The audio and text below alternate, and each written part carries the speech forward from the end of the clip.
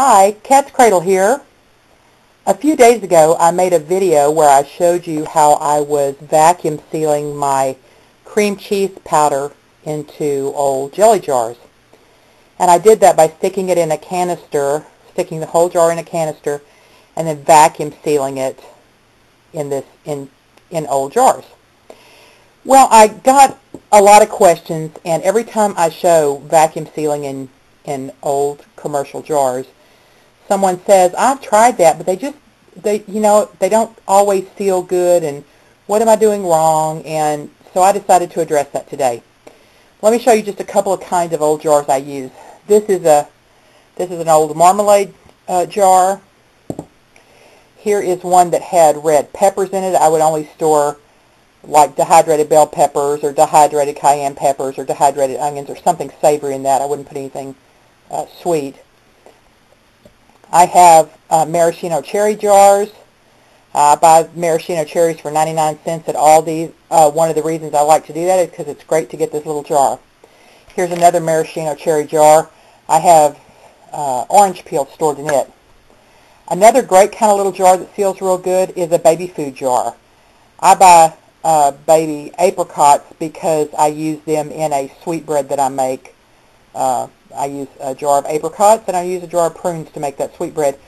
Apricots are also good to, put in your barbecue sauce or to use on pork. So this is a great way to get a little jar, and I like these little ones because they're perfect for spices. So I have, I always have these, and they seal really well.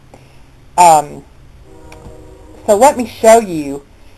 The problem is, if you're going to preserve food, canned food, in either a boiling water bath or a pressure canner, you always heat your lids, your canning lids. Let me get one here so everybody knows what I'm talking about. They look like this.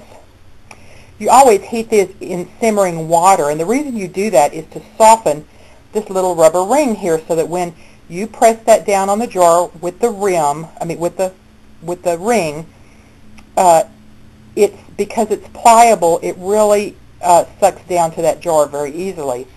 Now, these commercial jars, like I'm reusing, have a little rubber ring in here too. This one's probably stained. This is probably from the red peppers.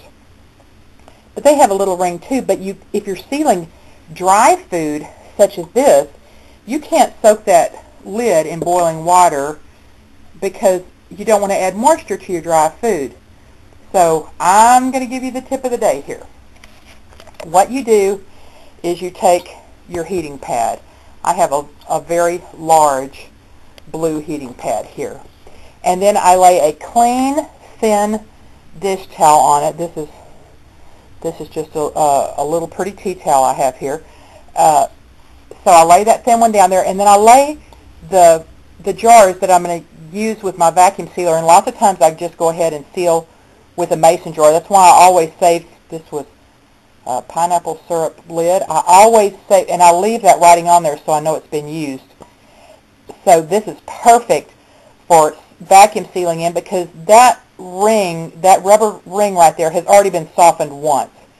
And so it's perfect for sealing in. So I put whatever I'm going to use here, what I'm going to use to seal my food in, I put it on this heating pad, and then I cover it up with the top of the towel like that.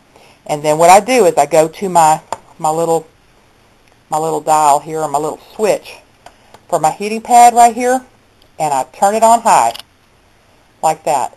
And I leave it there for 10 or 15 minutes. And what happens is those lids get warm, and it softens that rubber just a little bit, so that when I lift up here and I grab this ring and I put it on my jar, screw it down, put it in my vacuum sealer, it's more likely to seal. So this is just a tip for how to get these lids warm so that that rubber's not cold and doesn't want to seal for you. Go ahead and get it warm, screw it on your jar, then vacuum seal it. I think you'll have better luck. Give it a try. You want to be using those old jars and not throwing them away because they are perfect for vacuum sealing your dry goods in. Just a tip for getting the rubber on them warm. Try it out and let me know how it works for you. Cat's Cradle.